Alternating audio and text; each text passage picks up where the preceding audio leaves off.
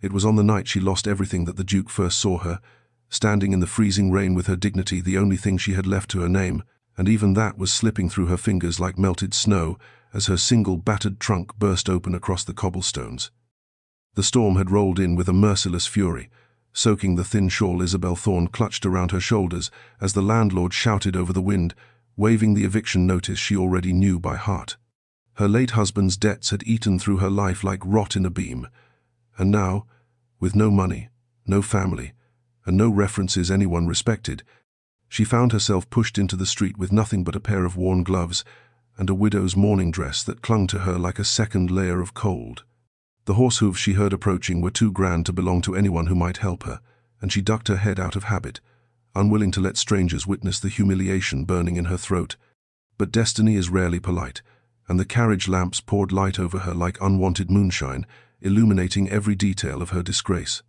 She forced her numb fingers to gather the scattered belongings from the gutter: her late husband's tattered prayer book, a chipped porcelain brooch her mother once pressed into her hand, a threadbare nightdress, a single pair of stockings, and she was so focused on keeping her tears from spilling that she didn't notice the carriage stopping until the door clicked open with a sound sharp enough to cut through the wind.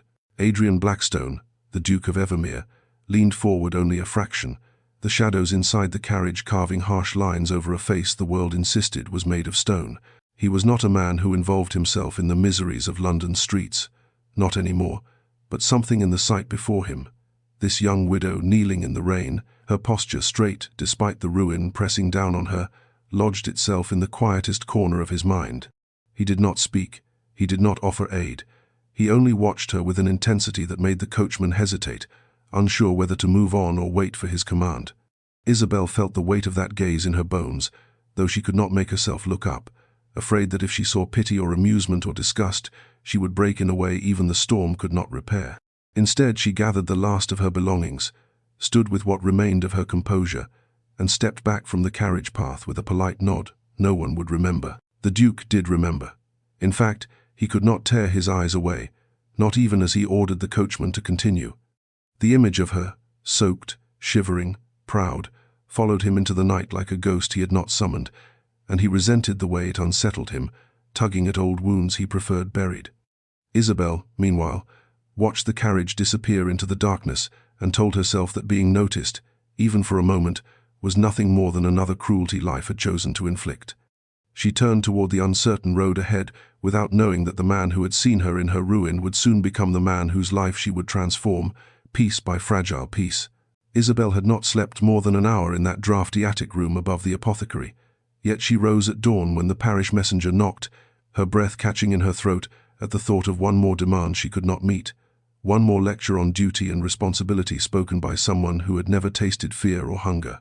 She followed the boy through the pale winter light, her boots stiff with dried mud from the night before, clutching her threadbare cloak around herself as though it were armor instead of thin wool. The parish office was a dim, cramped space that smelled of ink and cold stone, and she braced herself for whatever new blow awaited her. But the rector's expression was oddly formal, almost unreadable. He cleared his throat, shuffled a few papers, and informed her that a position had unexpectedly opened, a temporary post as companion to the Duke of Evermere's ailing aunt at Evermere House. The words hung in the air like foreign music, too elegant and improbable to belong to her world. Isabel felt her heart stumble, uncertain whether to grasp at hope or shield herself from disappointment. She asked, with careful politeness, whether some mistake had been made, for she had no references of value, no protection of rank, and no claim to anyone's recommendation. The rector simply insisted her name had been put forward, and though he did not say by whom, Isabel sensed there was more unsaid than spoken. She accepted. What choice did she truly have? Yet apprehension knotted itself around the flicker of relief rising within her. As she signed the parish ledger, unaware that her hand trembled, a faint sound stirred behind the carved wooden screen in the corner, as though someone had shifted weight or released a slow breath. She did not turn. She assumed it was a servant or clerk. Yet behind that screen, Adrian Blackstone, the Duke himself, watched her with a composure so tight it could have been mistaken for indifference. He had ridden into town at dawn, restless and unsettled by the memory of her standing in the rain, telling himself he came only to oversee parish matters he normally ignored. But when he heard her name spoken, Mrs. Isabel Thorne, His steps had veered of their own accord until he was silently observing the fragile strength with which she accepted a chance life had rarely granted her. He noted the straightness of her spine, the quiet dignity with which she inquired about duties, the soft quaver in her voice that betrayed both exhaustion and determination. Something inside him tightened, a sensation he had not felt in years, something dangerously akin to recognition. When she finally left the parish office, walking into the cold with a look of uncertain hope, Adrian remained behind the screen a moment longer, staring at the imprint she left on the air.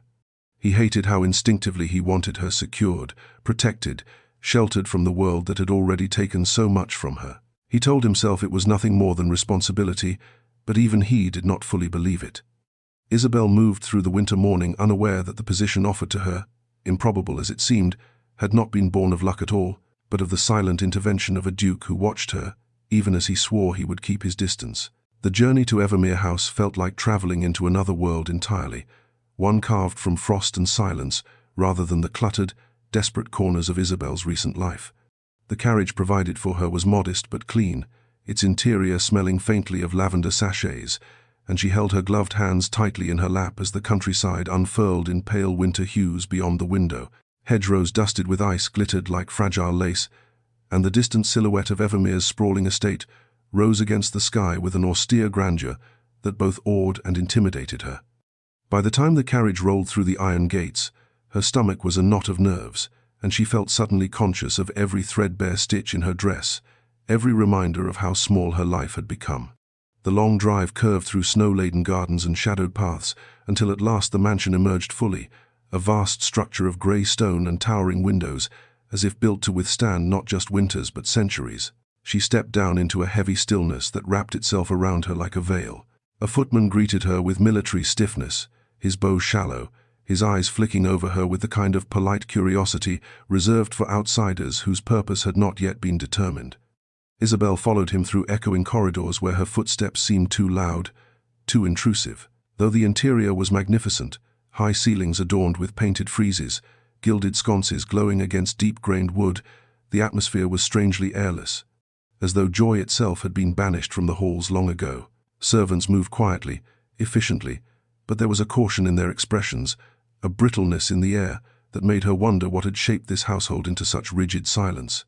She was shown to a suite in an unused wing overlooking the winter gardens, a set of rooms far larger than anything she had ever occupied, yet they felt cold, untouched, almost forgotten.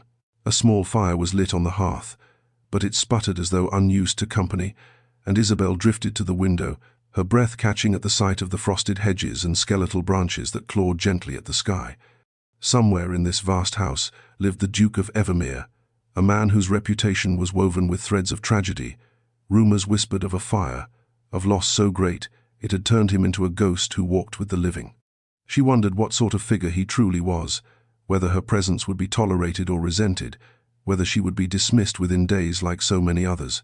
Across the mansion in his private study, Adrian learned she had been placed in the winter wing, the very rooms his late wife once used to prepare for balls and garden fetes, and an old, unwelcome ache stirred beneath the disciplined stillness he maintained. He told himself it meant nothing, that her arrival should not disturb the dust of memory, yet he found his gaze drifting toward the frosted gardens where a lone figure now stood, small and uncertain against the sweep of Evermere's grandeur. He had not expected her presence to shift the balance of the house, but as Isabel turned from the window and began unpacking the few possessions she owned, the halls themselves seemed to exhale, as if aware that someone new had stepped across their threshold, carrying the quiet power to stir even the darkest corners awake. Isabel had intended only to acquaint herself with the layout of the house before beginning her duties, but Evermere's endless corridors seemed to twist of their own will, drawing her deeper into chambers she had no intention of finding. She wandered past tall windows that framed drifting snowflakes like falling stars, past portraits of severe-looking ancestors whose eyes followed her with aristocratic disapproval, until at last she entered a long gallery lit by a procession of tall, narrow windows. The air inside felt different, quieter, but not empty, as though the room had been waiting for someone to disturb its stillness. Along the walls hung portraits in gilded frames, some vibrant, others faded with time, but it was the painting near the center that caught her breath. A woman in a golden gown stood laughing beside a young boy, whose eyes shone with mischievous delight, and there was such warmth in the brushwork that Isabel felt instantly drawn in, as though she were witnessing a moment of true joy preserved in oil and memory. She stepped closer, unable to resist the tenderness in the scene, and wondered who the woman had been. Someone beloved, surely. Someone whose presence must have once brought music into these halls. She reached out, not touching the frame but hovering close, when a subtle shift in the air made her still. She turned, and found herself confronted by a tall figure half-shrouded in shadow, and for a heartbeat she could not breathe. The Duke of Evermere stood there as though he had materialized from the gloom itself, one gloved hand clasped loosely behind his back, his expression unreadable, except for the faint flicker of surprise, tightening the line of his mouth. "I beg your pardon, Your Grace," Isabel managed, dipping into a respectful curtsy though her pulse thundered beneath her skin. "I seem to have lost my way." Adrian studied her, not with the cold dismissal she had expected, but with a sort of wary curiosity, as though he, too, were trying to place the significance of this moment. "This wing is seldom visited," he said at last, his voice low, carrying both authority and something quieter beneath it. "Few find it accidentally." "I did not intend to intrude," she replied, gesturing faintly toward the portrait. "I was drawn by the painting. The woman, she seems very alive." A shadow flickered across his eyes, so swift she might have imagined it. "She was," he murmured, stepping fully into the light. Isabel realized then that the boy beside the woman bore a resemblance to the Duke himself, an echo of the jawline, the eyes. "You have a perceptive understanding of people, Mrs. Thorne. Not many see beyond the paint." His words unsettled her, not because they were unkind, but because they felt strangely intimate, as though he were acknowledging something about her that even she had not yet articulated. She lowered her gaze, heat pricking her cheeks, yet she felt his attention linger on her, as though weighing the shape of her thoughts. Their conversation unfolded with a curious formality, each sentence carrying the tension of unspoken meaning. When she finally excused herself, murmuring a promise to learn the proper pathways of the house, Adrian watched her leave with a heaviness he did not understand. Her presence in the gallery stirred memories he had buried carefully, memories that the cold, silent house had learned not to provoke. And yet there she was, quiet, observant, courageous in a way that did not announce itself, walking past the shadows with a dignity he recognized instantly. He stood alone again, but the room no longer felt as it had before, as though her single glance had shifted something deep in the marrow of Evermere, awakening echoes he had not intended to hear again. Dinner in Evermere House was a quiet, ritualistic affair, served with the precision of a military operation and the warmth of an ice sculpture. Isabel sat beside the Duke's ailing aunt, who dozed in and out of wakefulness, wrapped in shawls and memories. The footmen moved like ghosts, placing dishes with silent efficiency, and Isabel did her best to make herself small, unnoticed, a harmless shadow in the periphery of a household that had not yet decided whether to accept or reject her. She kept her gaze lowered, focusing on the flickering candlelight reflected in polished silver, until the aunt's maid, Miss Partridge, leaned closer to another servant and whispered with a venom made sharper by the soft clatter of dishes. "They say her late husband left her in disgrace," she murmured, her tone oily with delight. "Debts everywhere. A scandal so ugly even the parish tried to avoid the mess." The words struck Isabel with the precision of a blade, cold and immediate, slicing through the thin composure she had stitched around herself. Her breath caught, and she forced her trembling hands to remain still on her lap. It was not the facts that hurt. She had lived every humiliating detail. It was hearing them spoken aloud, reduced to gossip, stripped of every hardship she had endured to survive. She felt her cheeks burn, not from guilt, but from the helplessness of being judged by strangers who would never know the truth. Before she could gather her courage to rise or speak or do anything other than breathe shallowly, a stillness settled over the room so abruptly it felt like a door slamming shut. Adrian Blackstone stood at the threshold, his height dwarfing the doorway, his expression unreadable except for the icy precision in his eyes. He had heard every word. Isabel could tell by the way his gaze slid to Miss Partridge, hard enough to freeze boiling water. "Miss Partridge," he said, his voice low but sharp enough to crack bone, "it seems you have forgotten not only your place but your manners. If I hear one more syllable of slander spoken under my roof, you will find yourself dismissed before the hour is out." The maid paled, stumbling into curtsies, but Adrian's stare did not soften. Isabel's heart twisted in confusion. She had expected him to ignore the insult, or worse, silently agree. Instead, he had defended her with a cold fury that left the room breathless. Yet the sting of embarrassment did not vanish. She felt exposed, as though her private shame now hung from the rafters, illuminated by candlelight for all to see. When Adrian's gaze met hers, it lasted only an instant, but it was enough to send a bewildering tremor through her. He looked at her not with pity, nor disdain, but with something fiercely protective, something she did not dare name. She lowered her eyes quickly, afraid he might see too much, afraid she might, too. Later, as she helped the aunt retire for the night, Isabel told herself she had misunderstood his defense. He was a duke maintaining order in his household, nothing more. Men like Adrian Blackstone did not concern themselves with the quiet wounds of penniless widows. And yet, long after she returned to her cold room, the memory of his voice, controlled, commanding, furious on her behalf, echoed through her thoughts like a spark trying to kindle flame.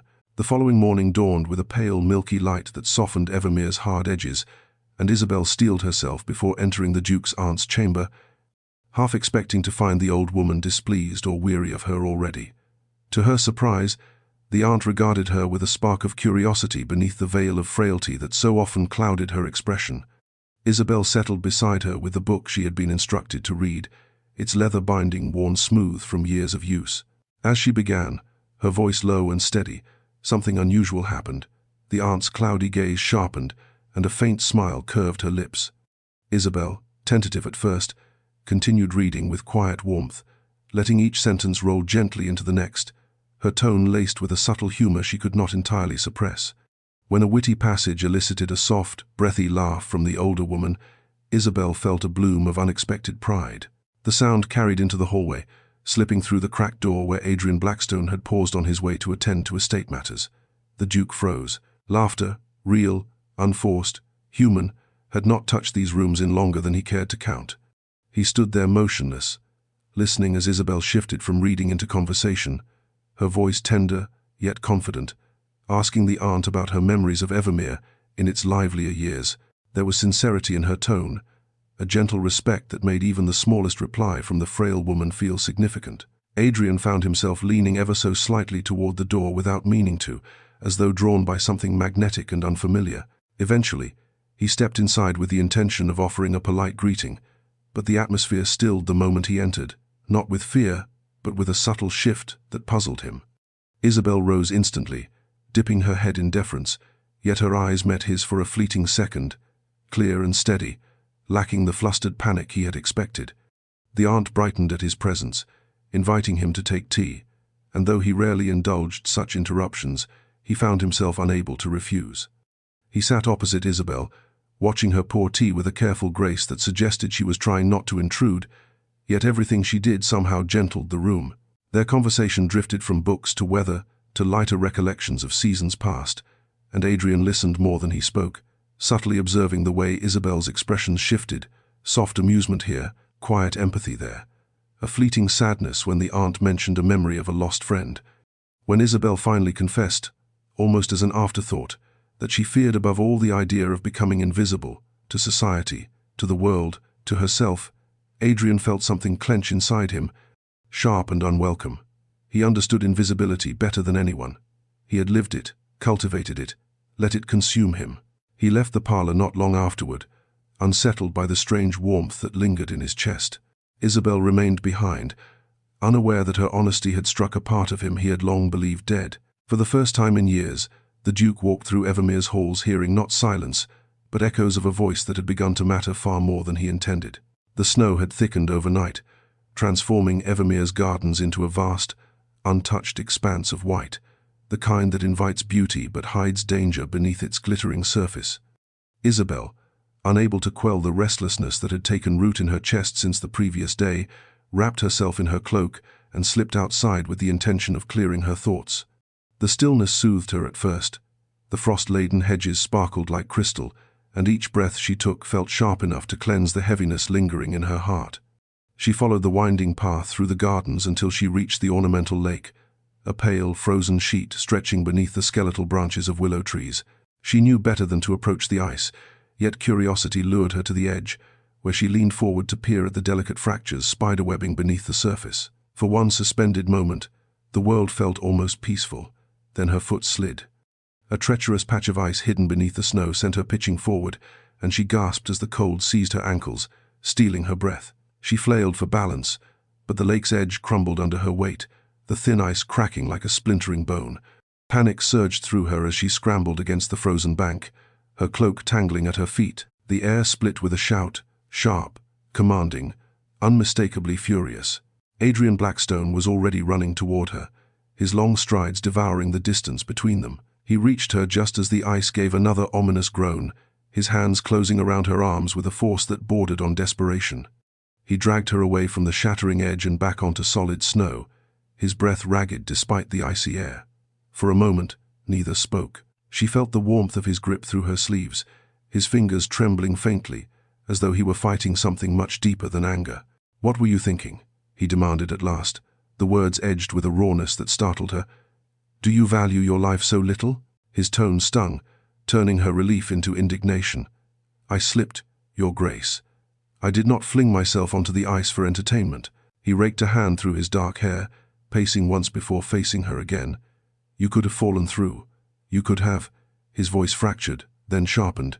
"You should be more careful." Something inside her bristled. "I have managed my life for years without endangering your peace of mind," she said quietly, though her hand still shook. He froze, as if her words had struck him in a place he'd thought armored. Their breathing mingled in the cold air, their emotions colliding like flint and steel. For a heartbeat, it felt as though the world leaned closer, waiting for a spark. But then Adrian stepped back, his expression shuddering, leaving only the echo of fear in his eyes to betray him. Isabel stood in the snow long after he had gone, her heart pounding with bewilderment. She had seen more in his anger than reprimand. She had glimpsed something frighteningly tender beneath it, something she was not certain she had the right to understand. Night settled heavily over Evermere, wrapping the vast estate in a mantle of quiet that pressed against the windows like a living thing. Isabel sat alone in her room long after supper had ended, unable to shake the echo of the Duke's voice on the frozen lake, the sharp mixture of fury and fear that had poured through every syllable. She told herself it was improper, foolish even, to dwell on a moment that meant nothing beyond the bounds of propriety. Yet the memory clung stubbornly to her senses, refusing to loosen its hold. At last, unable to bear the restless pacing of her thoughts, she left her chamber and made her way down the dimly lit corridor toward the library, telling herself she merely wished to find a book to calm her mind. The library greeted her with the warm scent of aging paper and a fire burning low in the hearth.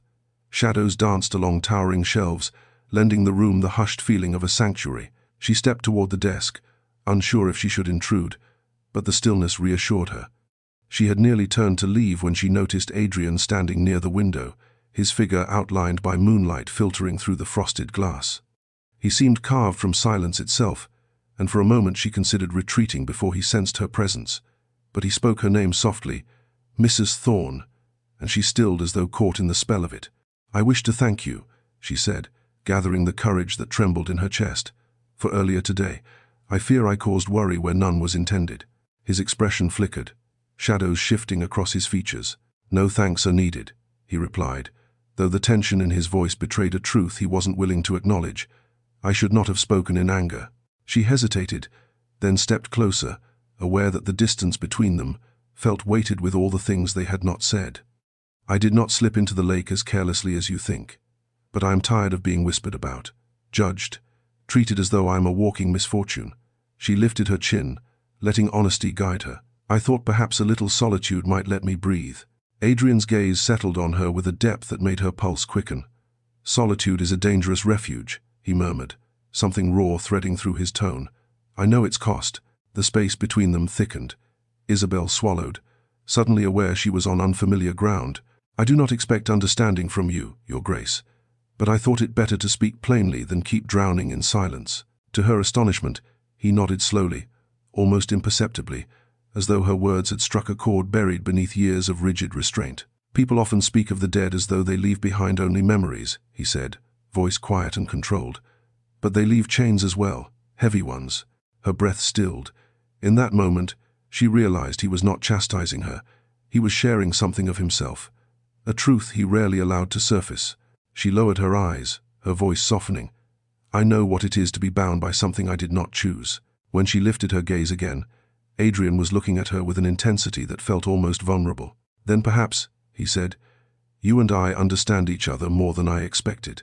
Isabel felt the air shift, warm and startling, as though the walls themselves leaned closer to listen. She left the library with her heart unsettled and strangely lighter, unaware that Adrian watched her go with a sense of recognition he had long thought lost, as though something inside him had tilted toward her, irrevocably and without permission.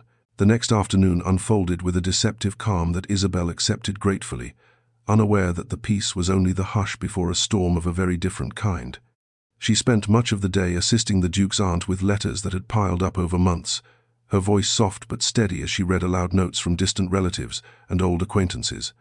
The lady drifted between wakefulness and drowsy nostalgia, occasionally offering fond remarks that revealed a softer history of Evermere than the one Isabel had glimpsed thus far. For a brief spell, Isabel allowed herself to feel almost settled, as though she had carved out a small space in this grand, cold world. But Evermere, it seemed, had ways of reminding her that comfort was never to be trusted. Late in the afternoon, the household erupted into a quiet frenzy, as the butler announced an unexpected visitor, Lady Selina Harbrook. Even Isabel, with her limited experience in society, recognized the name. The aunt stiffened, whispering that Selina was a childhood friend of the Duke, known as much for her beauty as for her ambition. Isabel tried to withdraw to avoid intruding, but Selina swept into the parlor like a winter storm wrapped in silk and diamonds, her smile too sweet, her eyes too sharp. "Oh, Adrian's new companion," Selina purred upon noticing Isabel, her gaze flicking over the modest dress Isabel wore as though measuring its inadequacy. "How refreshing. Evermere has long lacked variety." Isabel felt her cheeks warm, but she dipped into a polite curtsy. "Mrs. Isabel Thorne, at your service." "Mrs. Thorne," Selina repeated, savoring the syllables as though they left an unpleasant taste. "I believe we have crossed paths before, have we not? I recall seeing you once in town. Such unfortunate circumstances." The aunt's breath hitched, and Isabel felt the familiar sting of humiliation, sharp but contained. "Circumstances change," she said softly, refusing to shrink even as Selina's expression curled into a smirk. Before Selina could deliver her next calculated blow, footsteps sounded in the doorway. Adrian entered, his presence altering the room's temperature at once. His gaze swept over Selina with cordial, cool acknowledgement, before settling on Isabel with a flicker of something far gentler, though fleeting. Selina noticed. The tightening of her jaw made it unmistakable. "Adrian," she said with practiced affection, "I came to see if Evermere had thawed since last I visited. Imagine my surprise to find you entertaining." Her eyes slid to Isabel with a poisonous sweetness. "Two. New company." The Duke's expression did not change, but his voice sharpened at the edges. "Mrs. Thorne is here in service to my aunt. She is valued accordingly." Selina's lips parted in indignation before she schooled them into a brittle smile. "How charming. I hope she finds the position manageable." "Sixter." The tension hung in the air so thick Isabel could almost taste it. She excused herself gently, sensing that her presence had become tinder to Selina's smoldering resentment. As she stepped into the corridor, her heart thudded not from shame, but from a strange mixture of gratitude and confusion. Adrian had not simply defended her. He had done so with a quiet finality that suggested he saw through Selina's barbs and rejected them. Yet she could not let her hope grow too bold. She was a widow with no fortune, no protection, nothing but the fragile dignity she carried. And even though the Duke's defense had felt personal, she reminded herself it was dangerous to believe that anything in his world could ever truly belong to her. What she didn't know, what she couldn't know, was that Adrian remained in the parlor long after she left, his gaze colder than winter as Selina prattled on, his mind utterly fixed not on history or propriety, but on the quiet woman who had just walked away. Evermere's music room had clearly not been touched in years, a place where sound itself seemed to have been pressed into silence by grief or neglect. Isabel had wandered into it by accident, drawn by a draught of cold air and the faint glimmer of afternoon light slipping through tall windows. Dust hung suspended like fine mist, stirred only by her tentative steps. In the center of the room stood a pianoforte, its polished wood dulled by time but still dignified, as though waiting for someone patient enough to coax life back into it. Isabel hesitated at first, glancing around the empty chamber, but an odd tug of longing pulled her closer. Music had once been her refuge in the chaotic years of marriage, a small sliver of peace she guarded fiercely when all else was slipping. Tentatively, she lifted the lid and pressed one key. The note rang out, soft but clear, startling her with its fragile purity. Emboldened, She sat and let her fingers drift into a melody she had learned as a girl, a simple tune, sweet and melancholic. The sound filled the room gently, unfurling like a sigh, brushing against corners where silence had taken root for far too long. She played tentatively at first, then with growing warmth, letting the music steady her breath and loosen the tightness lingering in her chest from the encounter with Lady Selina. She did not hear Adrian enter, not at first. The Duke stood at the doorway, motionless, as though the music had pinned him to the threshold. Something inside him cracked, not painfully, but with the ache of a long frozen river beginning to thaw. Isabel's posture was relaxed, unguarded, her head slightly bowed, her fingers touching the keys with reverence rather than precision. She was not performing, she was remembering, and something about that private tenderness caught him unprepared. When she finally sensed another presence and turned sharply, embarrassment surged across her features. "Your Grace, I apologize. I did not mean to trespass." Adrian stepped forward, each movement controlled yet strangely soft. "You were not trespassing," he said, his voice lower than usual, as though the room demanded gentleness. "Please, continue." Isabel hesitated, flustered. "The instrument is old. I may damage, you will not," he said simply. Something in his tone, quiet, unyielding, left no room for self-doubt. She sat again, her cheeks warmed by a blush she hoped he could not see, and resumed the melody. This time, she felt his attention like a warmth against her skin. It was not scrutiny, nor judgment, but something far more unnerving: presence. Adrian moved slowly across the room, coming to rest near the window, his expression softened by the pale winter light. "This house has been silent too long," he murmured, almost to himself. Isabel's fingers faltered for the briefest moment before she steadied them. When she dared look up, she caught something unexpected, a faint smile ghosting across the Duke's lips, the first she'd seen that was not carved from politeness or cold restraint. It was small, but real, and it rippled through her with a warmth she could not explain. The last notes faded delicately into the quiet, lingering like breath on the air. Isabel rose, intending to retreat before she embarrassed herself further, but Adrian's gaze held her still. For one heartbeat, they stood in that quiet room, two lonely souls, caught in a fragile moment that neither dared name. And then she slipped away with a quiet curtsy, her pulse racing, unaware that behind her, Adrian remained rooted in place, his smile slowly fading into an expression of troubled wonder, as though he had glimpsed a version of himself he had not thought possible anymore. The days following the moment in the music room passed with a strange, humming tension that Isabel could neither explain nor banish, a low thrum beneath every exchange, every stolen glance, every breath she took in the Duke's presence. She moved through Evermere with her usual humility, but beneath her calm exterior lived a growing unease, an awareness of Adrian Blackstone that felt too vivid, too dangerous for a woman in her position. She reminded herself that she was nothing more than a temporary companion for his aunt, a guest tolerated by the house, not someone who should be occupying the Duke's thoughts, let alone his time. And yet she could not deny the feeling that his gaze lingered on her more often lately, softening in moments when he seemed unaware. She noticed. It was on one such day, when she had been returning from the village with a basket of herbal tonics for the aunt, that she overheard a quiet conversation between the Duke's steward and a footman near the side entrance. She paused instinctively, not intending to eavesdrop, but her name drifted through the cold air, stopping her in place. "His Grace paid the remainder of Mrs. Thorne's debts in town," the steward murmured, lowering his voice though the words still reached her. "All of them, quietly of course. The woman knows nothing of it." Isabel felt the world tilt. For a moment she thought she had misheard, that perhaps her exhaustion had conjured fantasies. But the steward continued, and the truth settled over her with the weight of a stone. Her debts, those final burdens that had haunted her, chained her, humiliated her, gone. Erased by the Duke. Not by mercy of the parish, not by miracle, by him. Her face burned with a mixture of gratitude and fury. Charity felt like a different kind of humiliation, even when offered by a man who had saved her life on the frozen lake. She turned sharply and walked straight through the side door, heart pounding, the basket trembling in her hands. She sought him out with a determination born not of anger alone, but of a desperate need to reclaim what little power she had left.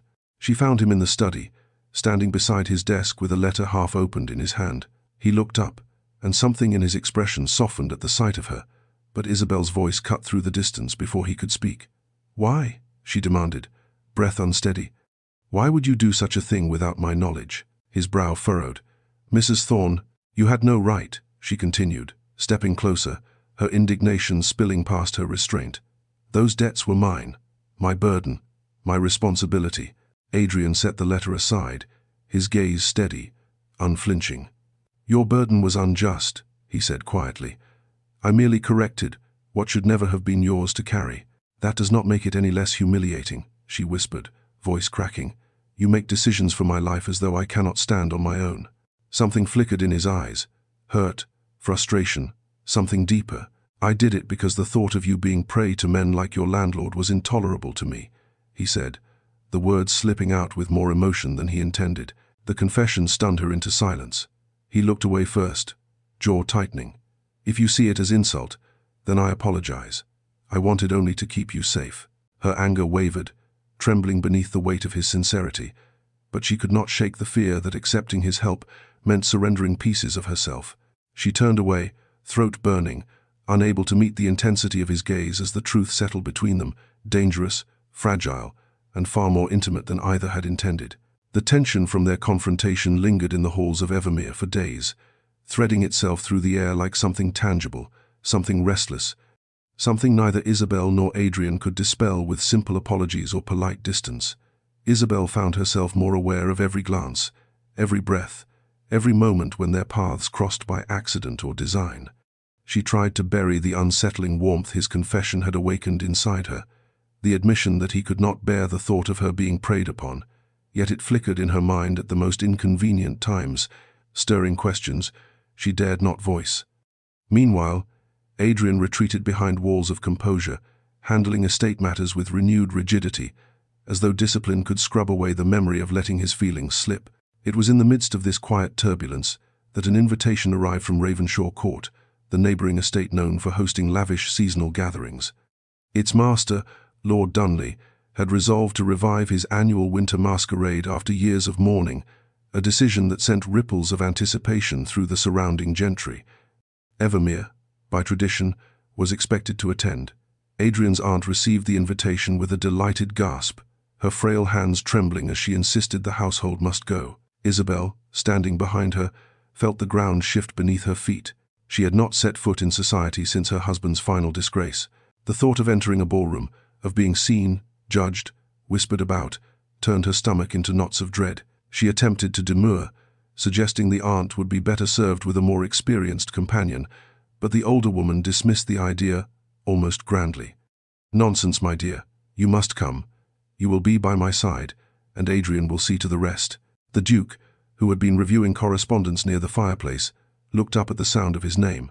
His gaze slid over Isabel briefly, too briefly to mean nothing, too long to mean indifference. My aunt cannot attend without proper accompaniment, he said, voice measured. Mrs. Thorne is suitable. The word struck Isabel oddly, settling somewhere between reassurance and ache. Suitable. Not troublesome, not embarrassing. Suitable.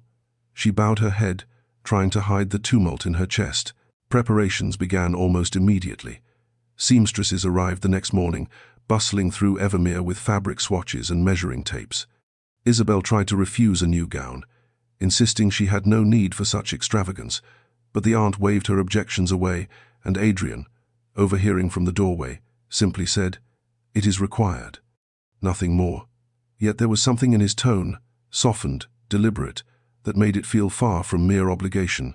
The gown they chose for her was unlike anything she had ever worn, a subtle shade of moonlit silver, delicate but not ostentatious, designed to catch the light without clamoring for attention. When she stood before the mirror for the final fitting, she barely recognized the woman reflected back at her, not a widow bowed beneath the weight of hardship, not a charity case skulking through shadows, but a woman, present, visible, worth seeing. Still, beneath her wonder lay a creeping fear, that stepping into that ballroom meant stepping back into the world she had fled, exposing herself to eyes that once judged her unworthy. She knew Lady Selina would be there. She knew whispers would follow. And yet she also knew, with a shiver she could not name, that the Duke's presence, silent, towering, watchful, would no longer be as distant as before. The masquerade promised music, danger, revelation, and she could not decide whether she wished the night to arrive swiftly or feared the moment her mask would fail to hide the truth beating wildly beneath her ribs. The night of the masquerade arrived like a breath held too long, exhaled in a rush of candlelight and carriage wheels against frost-hardened gravel. Ravenshaw Court glowed as though carved from gold, its windows blazing with warmth that spilled across the snow-dusted grounds in shimmering pools. Isabel stepped from Evermere's carriage with her heart fluttering wildly beneath her silver gown, her fingers clutching the delicate mask that would shield her identity for a few precious hours. The air trembled with strains of violins drifting from the ballroom, each note both inviting and terrifying. She told herself she could endure the night, that she would remain at the Duke's aunt's side, unseen and unremarkable. But as she entered the glittering hall, anonymity wrapped around her like a cloak woven of starlight, freeing her in ways she had not expected. The guests swirled in rich silks and exquisite masks, laughter rippling above the music like champagne bubbles. Isabel's mask hid her widow's mourning, her worn past, the judgment that clung to her name. It transformed her into someone who could glide through the crowd without flinching at every whisper. She moved carefully, guiding the aunt to a comfortable seat near the edge of the floor, and allowed herself one stolen moment to breathe, to absorb the strange sensation of being unseen in a room designed for spectacle. But Adrian saw her. Of course he did. Across the ballroom he paused mid-conversation, his attention captured with startling intensity by the sight of a woman in silver standing near the wall. Her posture, her stillness, the quiet strength that clung to her like an aura. He recognized all of it instantly. His heart lurched in a way that felt both unwelcome and inevitable. He excused himself without waiting for politeness, weaving through the dancers like a shadow seeking light. Isabel did not see him approaching until he stood before her, a towering figure in black and gold, his face half hidden behind a mask that made his eyes appear even sharper, even more arresting. Her breath caught. "Your Grace," she whispered, uncertain whether to bow or flee. "You should dance," he said, his voice softened by layers of velvet and something far more dangerous. "I would rather observe," she replied, glancing toward the aunt. Adrian followed her gaze. "My aunt is well attended, and you," his words faltered for the first time, "you deserve at least one moment that belongs solely to you." Before Isabel could protest, a figure stumbled toward her, a gentleman already far too deep in his cups, his mask askew, his breath sour with drink. "A pretty one," he slurred, reaching for her hand. "Dance with me." "I no thank you," she said firmly, stepping back, but he advanced, fingers curling toward her wrist. In the space of a heartbeat, Adrian's hand closed around the man's forearm with a grip that froze the air. "She is not dancing with you," he said, each word low and lethal. "But she is dancing." The man recoiled, muttering apologies before hurrying away. Isabel's pulse drummed in her ears as Adrian turned to her. "If you will permit me." Something inside her loosened, trembling with equal parts fear and yearning. She placed her hand in his. The moment they stepped onto the floor, the world contracted. Music swelled. His hand rested firmly at her waist, guiding her with a confidence that made her breath unsteady. As they waltzed, her heart thudded in a rhythm that matched his steps, each turn binding them closer beneath the safety of their masks. She had never felt so seen while hidden, and Adrian, for all his restraint, realized with a quiet jolt that he had never felt so alive. The waltz slipped into another, and then another, though Isabel could not have said how many dances had passed. Time seemed to dissolve beneath the sweep of violins and the warm, steady pressure of Adrian's hand against her back. She felt suspended in a dream she had no right to inhabit, a world where she was not a disgraced widow, nor a woman navigating the precarious charity of a duke's household, but simply a pair of trembling hands held in his. Yet reality crept back in the moment the music softened between sets, giving her just enough clarity to remember who she was and who he must remain. She pulled away with a quiet apology, insisting she must return to the Duke's aunt before anyone noticed her absence. Adrian let her go, but the look in his eyes, dark, searching, reluctant, followed her long after she stepped off the floor. Isabel had barely guided the aunt toward the refreshment table before she felt a prickle at the back of her neck, the unmistakable sensation of being watched, not with admiration, but with calculation. She turned and found Lady Selina Harbrook gliding toward her like a serpent adorned in emerald silk, her smile fixed and brittle. The mask Selina wore, a delicate creation of gilded filigree, did nothing to hide the sharpness of her gaze.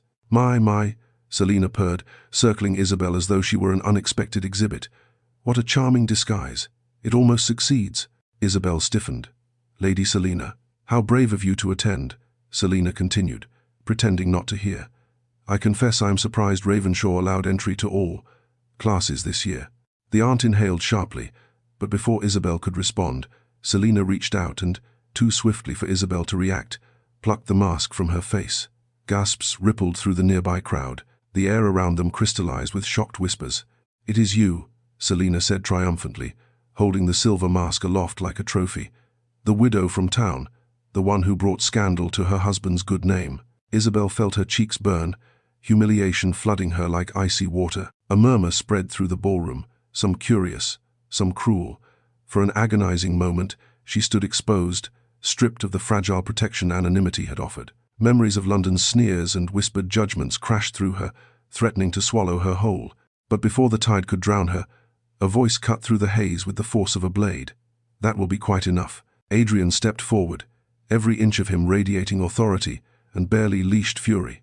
The crowd parted instinctively. Selina's triumphant smirk faltered. He took the mask from Selina with a precision that was almost gentle until one saw the glacial temperature in his eyes. You seem to be under the impression that Mrs. Thorne's presence here is subject to your approval, he said softly, dangerously. It is not. Whispers erupted again, this time tinged with shock rather than derision. Adrian stepped beside Isabel, offering his arm, not as a courtesy, but as a declaration. Allow me to reintroduce her, he said to the watching crowd. Mrs. Isabel Thorne, companion to my aunt and a valued member of Evermere House. The ballroom fell silent. Selina paled visibly, her lips pursed in a furious line. Isabel could barely breathe. She felt as though the floor had vanished beneath her, leaving her suspended between terror and something unnervingly like gratitude. Adrian's defense was not polite nor diplomatic, it was personal, and the realization made her heart twist with a mixture of wonder and fear. He leaned down just enough for only she could hear him. No one will shame you while I stand. Ah, and in that moment, despite the chaos of eyes and whispers around them, Isabel felt something she had not felt in years, safety, fierce and absolute. The carriage ride back to Evermere felt like drifting between two worlds, the clatter of wheels on frozen earth, muffled by the thick velvet curtains that enclosed them in a cocoon of dim lamplight and too much silence. Isabel sat opposite Adrian, her gloved hands clasped tightly in her lap, her heart still pounding from the humiliating spectacle at the masquerade and the unexpected ferocity of his defense. The Duke's aunt slept peacefully beside Isabel, blissfully unaware of the crackling tension that filled the cramped space. Isabel tried to focus on the passing darkness outside the window, but her thoughts kept pulling her back to the ballroom, to Selina's triumphant cruelty, to the gasps of the crowd, to the moment Adrian had stepped forward like a storm made flesh, his voice cold enough to shatter glass. She had not known how deeply she would feel it, how the sound of her name spoken by him in that commanding tone would settle beneath her ribs like something dangerous and warm. At last, she forced herself to speak, her voice barely above a whisper. Thank you, Your Grace, for what you did. You need not have troubled yourself. I know what was said. I know what people think of me. Adrian's gaze lifted in the dimness, the lamplight catching the hard line of his jaw. I did what was necessary, he said quietly. You were attacked without cause. I will not have my household shamed, nor anyone under my protection. His words should have soothed her, but that phrase, under my protection, struck at something raw inside her. She lowered her gaze. Protection, she repeated softly. It seems I am in constant need of it. He shifted slightly, and the movement drew her eyes up as though pulled by invisible thread. His expression was unreadable at first, then softened with something she could not name. You mistake me, he said. It is not weakness to be targeted by others. Sometimes the cruel delight in choosing the strongest to break. The breath caught in her throat, for he spoke as if he understood her standing in the storm the night she lost everything, as if he remembered every detail more vividly than she wished he did. Silence stretched between them, not empty but brimming with unspoken thoughts. She hesitated, then dared to ask, why does Selina hate me so? Adrian's eyes darkened. Selina hates whatever she cannot control, and tonight she discovered she could not control how I look at you. Isabel froze. The words settled over her like a fragile snowfall, beautiful and terrifying in equal measure. Her pulse fluttered wildly, but before she could respond, he looked away abruptly, jaw tightening as if he regretted the confession the moment it left him. The carriage rocked gently, the only sound the rhythmic clop of hooves breaking through frozen soil. Isabel stared at him, studying the profile of a man carved by grief and duty, a man who had buried his heart so deeply she had believed no one could reach it, not even himself. Yet tonight, she had seen something flicker in him, something unguarded, something that trembled in the space between them like the hint of a flame struggling against the wind. She pressed a hand to her chest, steadying the unsteady rhythm there. Whatever had shifted between them on that ballroom floor had not ended when the music stopped. It rode with them now in the dark, altering the very air they breathed. She sensed he felt it too, for he remained rigid, staring at nothing, as though afraid that meeting her eyes once more would reveal far more truth than either of them was prepared to face. By the time Evermere's lanterns appeared in the distance, Isabel knew with a clarity that frightened her. A threshold had been crossed. Her heart, once numbed by loss, now beat with a new and perilous awareness. And Adrian Blackstone, who had lived like a ghost for so long, had begun to look at her in a way no man had ever looked at her before. The morning after the masquerade dawned with a brittle stillness that clung to Evermere like frost upon glass, as if the estate itself sensed a shift in the invisible balance between its master and the woman who had quietly unsettled him. Isabel spent the early hours tending to the Duke's aunt, grateful for the gentle tasks that kept her hands occupied and her thoughts at bay, though she could not banish the memory of the carriage ride, of the words Adrian had spoken, soft, unguarded, almost accidental. She tried to bury them beneath layers of practicality and sense, reminding herself that his life existed on a plane far above hers, and whatever spark had flickered between them last night would be snuffed out by daylight's reason. Yet even as she told herself this, her pulse betrayed her. She could not pretend indifference. Not anymore. She was returning from fetching a fresh blanket when she heard raised voices near the entrance hall, one of them male and unpleasantly familiar. The sound stiffened her spine. She rounded the corner to find Edwin Thorne, her brother-in-law, standing in the marble foyer, dressed in an overcoat far finer than his character deserved, his smile oily and smug as he spoke with a footman who looked increasingly uncomfortable. Isabel's breath hitched, and for a moment the world narrowed to the sight of him. Memories surged forward. The threats, the veiled suggestions, the demands for money she did not have, and the unspoken horrors he hinted would follow if she failed him. "Ah," Edwin drawled the moment he noticed her. "There you are, dear sister." The false endearment made her stomach churn. "I've been simply desperate to speak with you." Isabel's fingers tightened around the blanket. "You are not welcome here," she managed, though her voice wavered. "That is not for you to decide," he replied smoothly. "I come with matters of business, debts to settle, responsibilities to reclaim." His eyes gleamed with malice. "You did not imagine you could vanish into a duke's estate and leave your obligations behind." Before Isabel could respond, a shadow crossed the threshold of the hall with the quiet force of a storm gathering power. Adrian appeared, towering, austere, his presence filling the space like a blade of cold steel. He regarded Edwin with a calm so lethal, it stilled even the nearby footman. "Mr. Thorne," the Duke said, each syllable clipped and icy, "you were not invited onto my property. State your business." Briefly. Edwin's smile faltered, but only slightly. "I come to collect what is owed. My late brother's wife is bound by the debts he left behind. She belongs—" "You will choose your next words with care," Adrian interrupted, his voice dropping to a quiet that thrummed with danger. Edwin's confidence frayed at the edges. "I merely seek what is mine." "Mrs. Thorne is under Evermere's protection," Adrian replied, stepping between them in a movement subtle but absolute. "Whatever claims you believe you have die here." The implied threat hung in the air, sharp enough to draw blood. Edwin hesitated, then sneered. "This is not over." "On the contrary," Adrian said, eyes like flint. "It is." Edwin retreated, but his parting glance at Isabel promised vengeance. When the door finally slammed behind him, Isabel sagged against the wall, trembling. Adrian turned to her, his expression fierce and strangely tender. "He will not touch you," he said. "Not now, not ever." And though she wanted to believe him, the fear settling in her chest whispered that some shadows were not so easily banished. Edwin's visit lingered in Isabel's mind like a stain she could not scrub away, darkening every corner of her thoughts as the day stretched onward. Even when she forced herself into the comforting rhythm of her duties, brewing tea for the Duke's aunt, mending a loose hem on the woman's shawl, tidying the room with gentle efficiency, her hands shook with the aftershocks of dread she could not hide. Adrian's fierce intervention had protected her in that moment, but she knew Edwin well enough to understand he did not retreat easily. He was a man who fed on power, on fear, on the leverage he held over those with fewer defenses.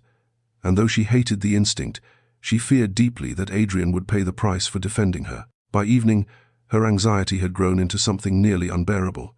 She could not remain passive while the Duke risked his reputation, his alliances, and perhaps his own safety on her behalf. She had caused him enough trouble already. She would not let him become entangled in further confrontation with a man as vindictive as Edwin. As night fell and the household quieted, Isabel made the decision that had been gnawing at her since morning. She wrote a brief note for the aunt, polite, apologetic, vague, and slipped from her chambers, cloak wrapped tightly around her trembling shoulders. The village inn lay a short walk from Evermere, its lantern glowing faintly through the thin fog. She hoped to speak with Edwin alone, to reason with him, to offer anything she could, her meager possessions, her willingness to work, to satisfy his demands without dragging the Duke further into danger. Her boots crunched softly over the frozen path, her breath forming white bursts in the night air. Each step felt like walking deeper into a storm, but she pushed forward, driven by a desperate mixture of guilt and determination. Inside the inn, the warmth felt oppressive rather than comforting.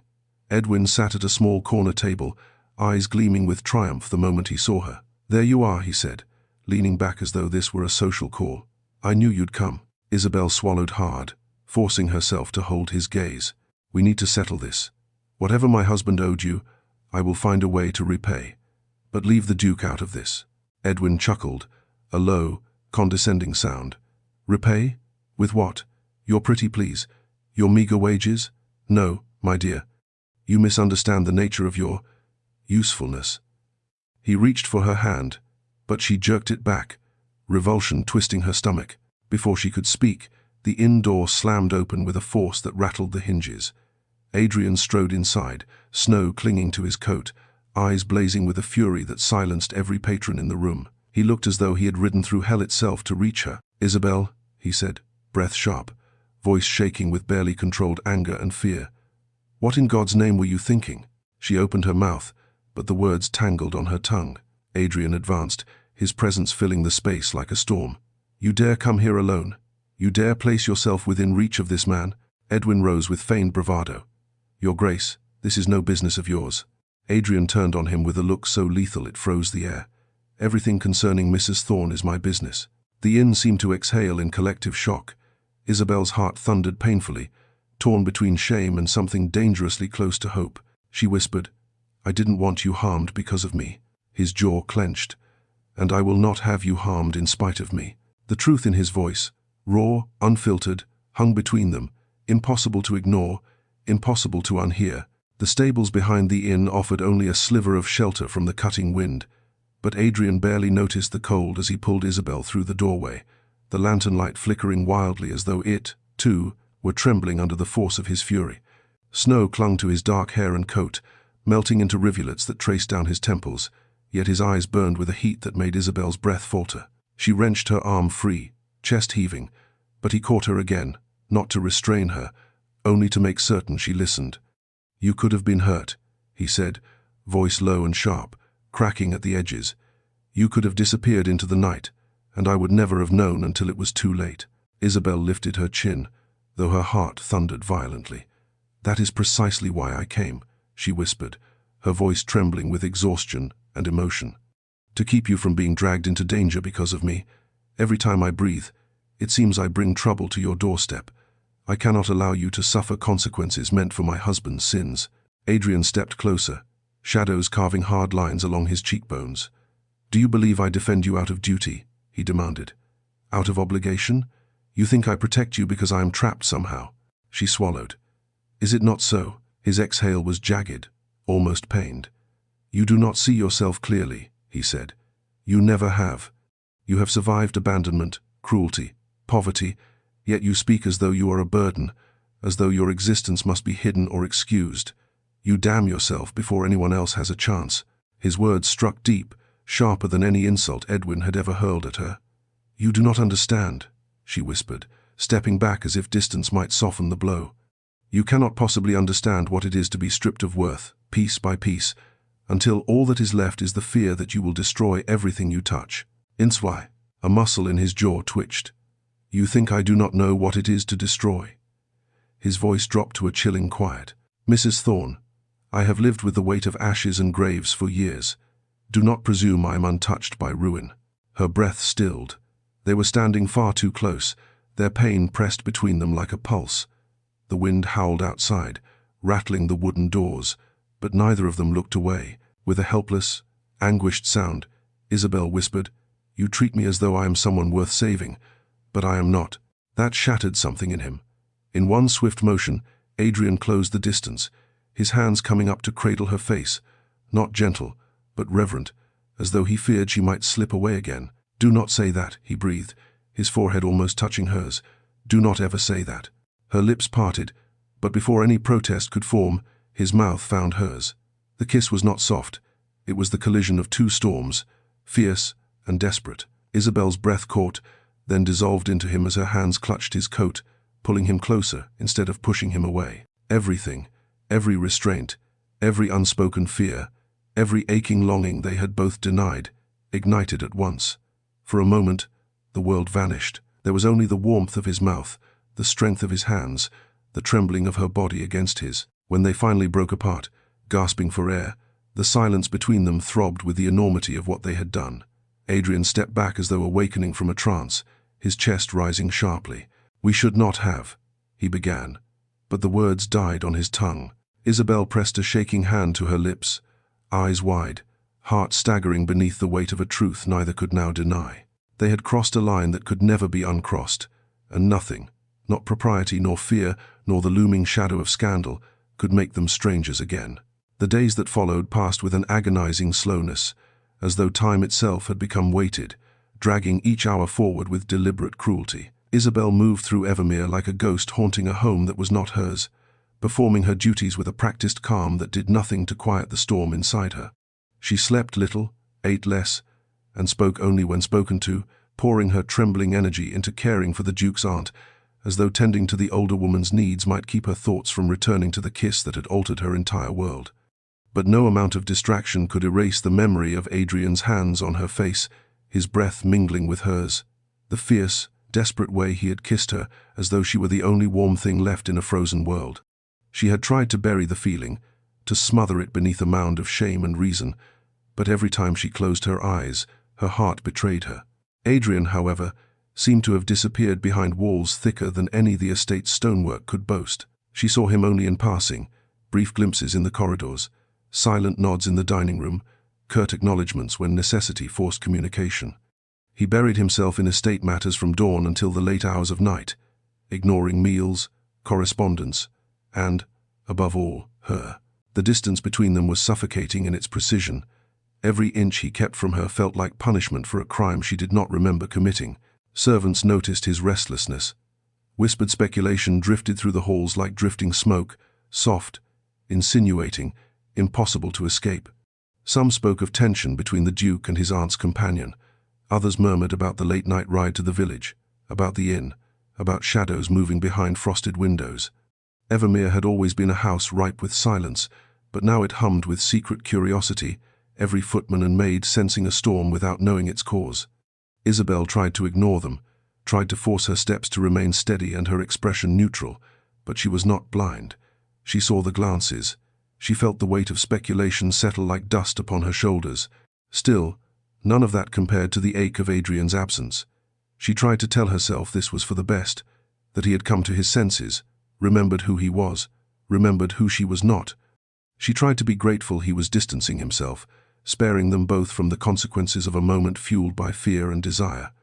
And yet, at night, lying awake with the moon casting pale shapes across her ceiling, she found herself longing for the sound of his voice, the warmth of his gaze, the shelter she had briefly felt in his arms. She grew quiet, withdrawn, shrinking into herself like a candle guttering in the wind. Even the aunt noticed. "My dear, you look pale," the older woman murmured one afternoon, patting Isabel's hand with thin, cool fingers. "The winter has not been kind to you." Isabel smiled faintly, unable to lie but unwilling to tell the truth. In the study, Adrian stood alone, staring at the dying fire with a look that betrayed more emotion than he would ever allow himself to voice. He clenched and unclenched his hands, replaying the memory of the kiss with equal parts longing and regret.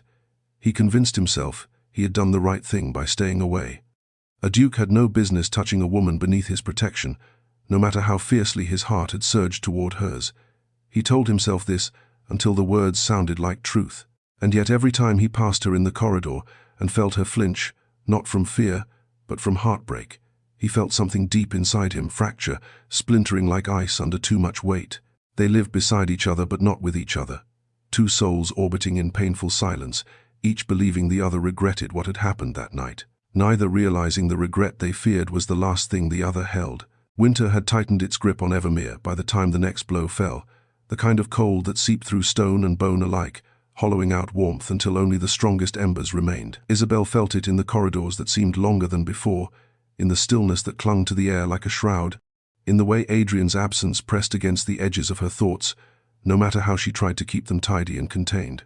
She told herself she must learn to exist without expecting his presence, without searching for his footsteps or the timbre of his voice, but her heart had always been stubborn, and each day the ache grew harder to disguise. She had just finished arranging the aunt's pillows when raised voices drifted from the front vestibule. They were clipped, aristocratic, unmistakably laced with entitlement. Isabel knew even before she stepped into the corridor that Lady Selina Harbrook had returned, no doubt with fresh determination, to reclaim whatever she believed was hers by right. But it was the deeper, colder voice beside hers that made Isabel pause. Adrian's uncle, Lord Hawthorne. A man known not only for his influence in Parliament, but for wielding reputation like a blade. She remained just beyond sight, hands clasped tightly, listening as Selina's shrill tones carried through the hall. "Adrian, you cannot expect society to overlook this. Entanglement. The whispers are growing. A duke allowing a ruined widow to linger beneath his roof. People are beginning to talk." His uncle's voice followed, low and authoritative. "Your judgment has grown dangerously clouded, nephew. Evermere's alliances, your standing in London, even the stability of the succession, these things are not trifles to be gambled with. There are suitable brides awaiting your attention. Lady Selina, for instance, possesses both impeccable lineage and the temperament required of a duchess." Isabel's breath caught painfully. She pressed a hand to the wall, needing its solidity to anchor her. Selina continued, feigning gentleness. "Your devotion to your aunt is admirable, but surely you see that allowing a companion of questionable history to remain so close invites scandal. You must do what is best for your title." Adrian's reply was so quiet she almost missed it, but its restraint held an unmistakable fury. "Do not presume to lecture me about what or whom is best for Evermere." "And yet," his uncle said, each word heavy with threat, "if rumors continue, Parliament will not look favorably upon a man who cannot control his own household. A duchy is more than sentiment. It requires discipline, propriety." The word cracked something inside Isabel. She felt it, felt herself slipping backward into every humiliation she had endured, the eviction in the rain, the whispered judgments, the charity she had never wanted. She was becoming a liability again, a burden. Selina's voice dropped to a triumphant murmur. "Surely you see the wisdom in letting her go." Silence followed, not simple quiet, but a tense, suffocating pause that suggested Adrian was battling something inside himself, something fierce and heavy. When he finally spoke, his voice was strained. "I will consider the matter." The sentence struck Isabel like a physical blow. She did not wait to hear more. She slipped away before tears could betray her, before she could crumble in a hallway that did not belong to her. She staggered back to her small chamber, closing the door with trembling hands. Her heart hammered as though trying to break free of her chest. If staying at Evermere meant fueling rumors that could destroy Adrian's future, then she had no right to remain. She had already caused him too much trouble. And so, with shaking fingers and vision blurred by tears she refused to shed, Isabel began to plan the only escape that might protect him, even if it tore her from the only place that had begun to feel like home. The small bundle Isabel packed looked pitiful on the edge of her narrow bed, a collection of worn garments folded with trembling care, as though neat seams could somehow disguise the shattering inside her. She moved slowly, almost mechanically, her fingers numb as she tucked away each piece of herself. She had not cried, not truly, but her eyes burned with the weight of unshed tears, the kind that lodged deep and refused release. The aunt slept in the adjoining room, blissfully unaware that Isabel had spent the entire night awake, turning Adrian's quiet capitulation over and over in her mind. "I will consider the matter." The words had embedded themselves into her ribs like thorns. He had not dismissed her, not outright, but the hesitation, the faint fracture in his voice, had been enough. She could not remain and force him into choosing between honor and the woman society insisted he must become. She had been selfish to stay so long, blind to the truth. Just before dawn, she slipped into the corridor, clutching her small bundle to her chest. The house was still, the kind of deep winter silence that muffled even her heartbeat as she moved carefully through the shadowed hallways. Portraits watched her pass, their painted eyes heavy with judgment or regret, she could not tell which. She paused in the gallery where she had first met Adrian, her gaze lingering on the portrait of the laughing woman and the boy who would become the Duke. For a moment, she allowed herself the fantasy that somewhere in those brushstrokes lived a version of herself who might have belonged here. Then she tore her gaze away and continued, refusing to let longing weaken her resolve. Outside, snow blanketed the grounds, the sky just beginning to stir with pale violet light. She kept to the servants' path leading toward the side gate, her breath misting in the cold air. She would make her way to the village, find temporary work, hide her presence until Edwin lost interest. It was not a plan born of hope, but survival.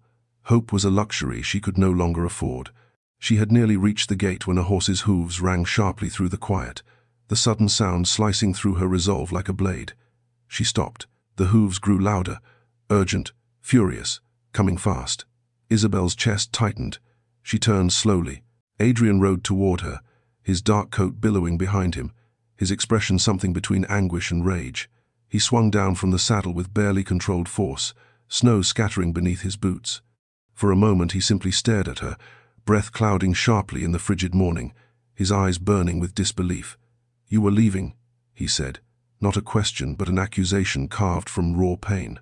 Isabel swallowed hard, tightening her grip on the bundle. "I must, for your sake." His jaw clenched, the muscle beneath his skin ticking with barely restrained emotion. "My sake?" he repeated, stepping toward her, each stride stripping her defenses away. "You think abandoning Evermere, abandoning me, will protect me?" She took a step back, shaking. "They will ruin you, Adrian. Your uncle, Selina, all of society. I cannot be the reason your life is dismantled. I cannot be the shadow that stains your name." He closed the distance in 3 long, determined strides, his breath warming the cold air between them. "You are not a stain," he said, voice low and trembling. "You are the first thing that has made this house feel alive in years. And you think I would let you walk away as though you mean nothing?" Isabel's heart lurched painfully. "You said you would consider—" "I lied," he said fiercely. "I said what they needed to hear, not what I wanted, not what was true." Her breath caught on a sob she did not allow to escape. He reached for her bundle, fingers brushing hers with a tenderness that undid her completely.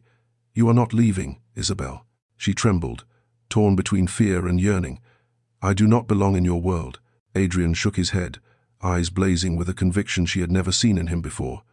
"Then I will tear down the world that says you do not." For a long moment they stood in the snow, 2 figures suspended in the fragile hush of dawn, the cold biting at their skin, their breath rising in pale clouds that mingled in the narrow space between them. Isabel could not move. Adrian's words, "I will tear down the world that says you do not," echoed with a wildness she had never expected from a man so controlled, so bound by duty that he carried his grief like armor. They frightened her. They thrilled her. They threatened to unravel everything she believed about herself. He stepped closer, the faint crunch of snow beneath his boots sounding impossibly loud in the stillness, and she felt the warmth of his presence envelop her like a shield against the cold. "Adrian," she whispered, voice trembling, "you cannot mean that. Not truly." His gaze locked onto hers, steady and unflinching. "I mean every word." She shook her head, desperate to make him understand. "You are a duke, a man of influence. Your decisions ripple outward. They shape futures, reputations, alliances. Why must my future belong to everyone except myself?" He cut in quietly, the softness of his voice making the words hit harder. "Why must I bend to expectations built by men who never once cared whether I lived or died?" She swallowed hard, her heart aching at the raw honesty in his tone. "Because that is the world you were born into. And I do not want to be the reason you lose it." Adrian exhaled sharply, a sound filled with pain and disbelief. "You think loving you would ruin me?" The word struck her like a blow. Loving. Her breath faltered, and she stared at him as though he had spoken a language she had never heard before. "Do not say such things," she begged, voice cracking. You don't mean them. Not now. Not in this moment of confusion. Confusion? His jaw tightened.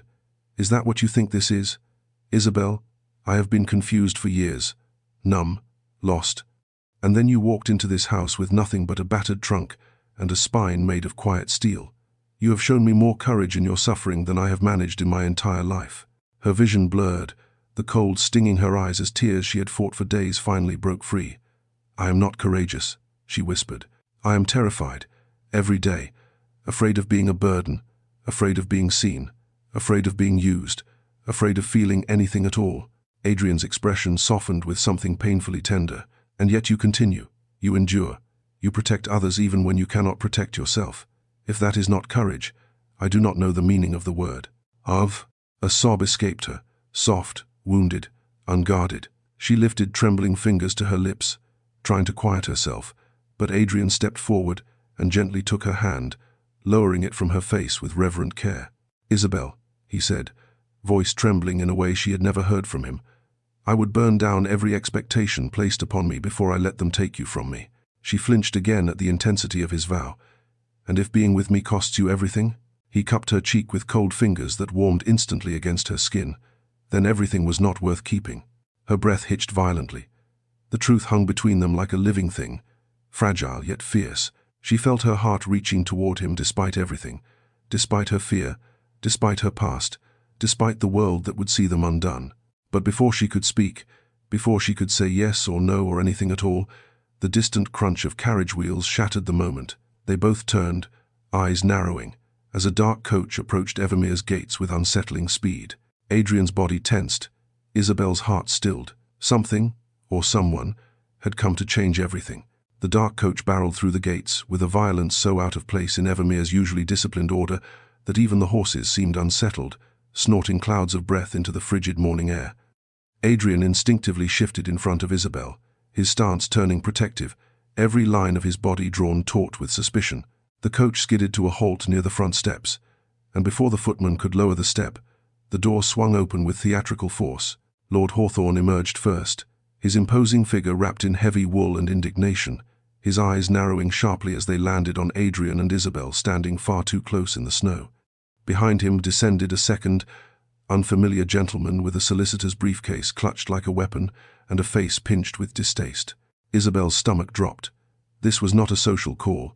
This was warfare delivered by carriage. Adrian, Lord Hawthorne bellowed, his voice slicing through the morning air, I demand an immediate audience. This, he gestured with a gloved hand toward Isabel as if she were a stain, cannot continue. Adrian did not flinch. You have arrived uninvited.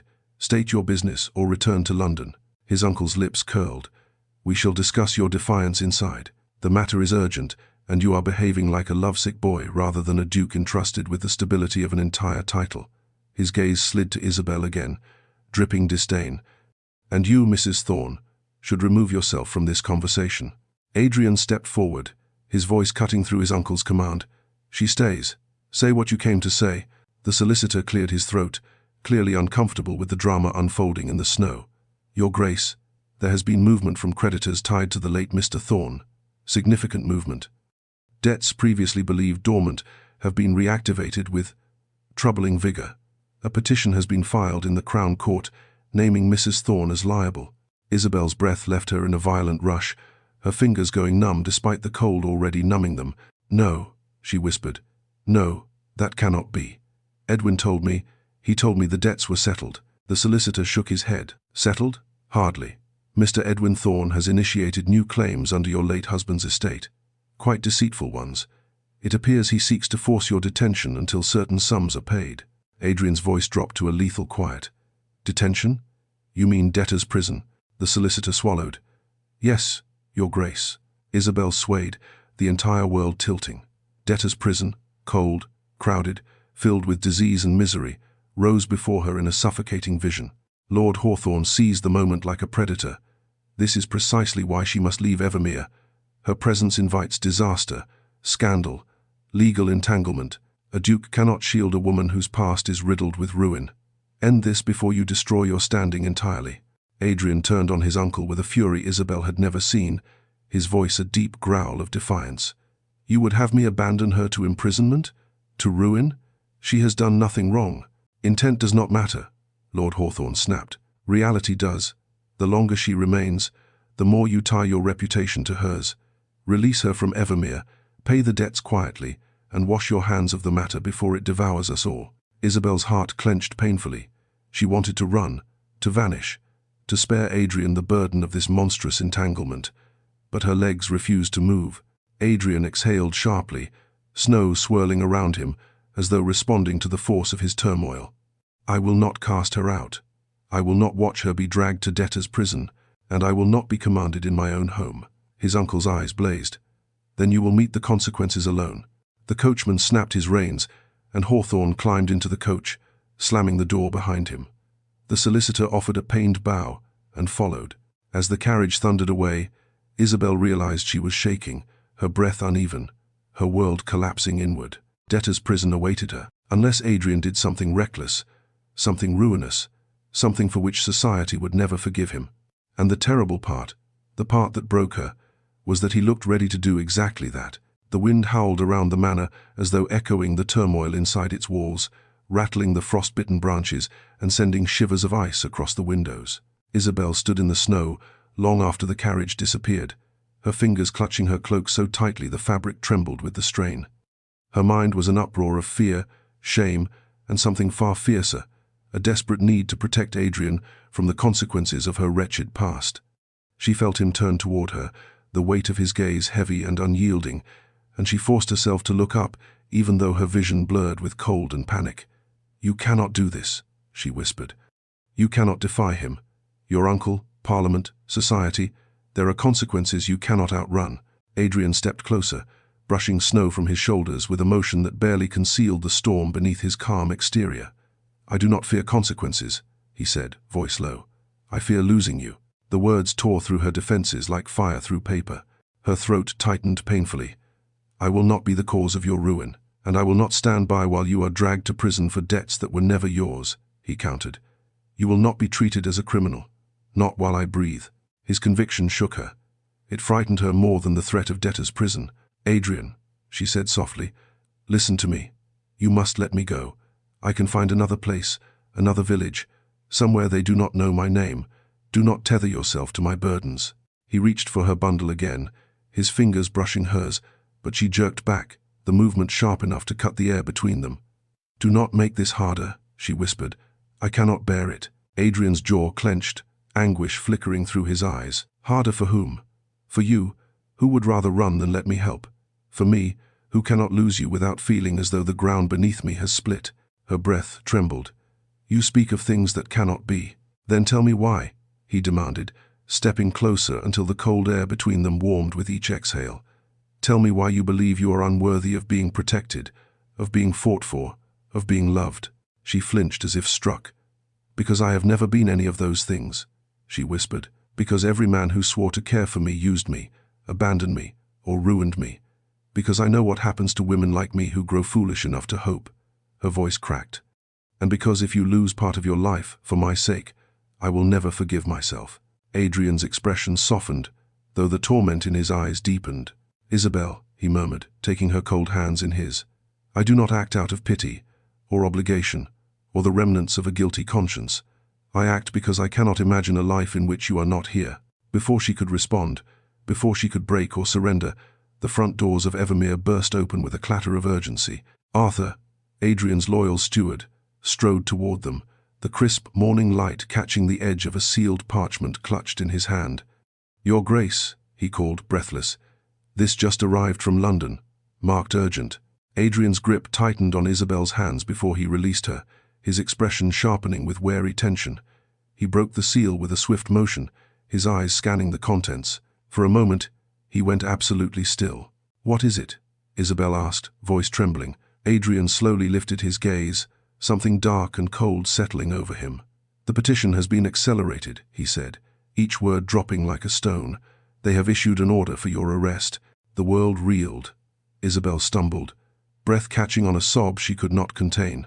Adrian took a step forward, his voice low and deadly resolute. "No one is taking you anywhere."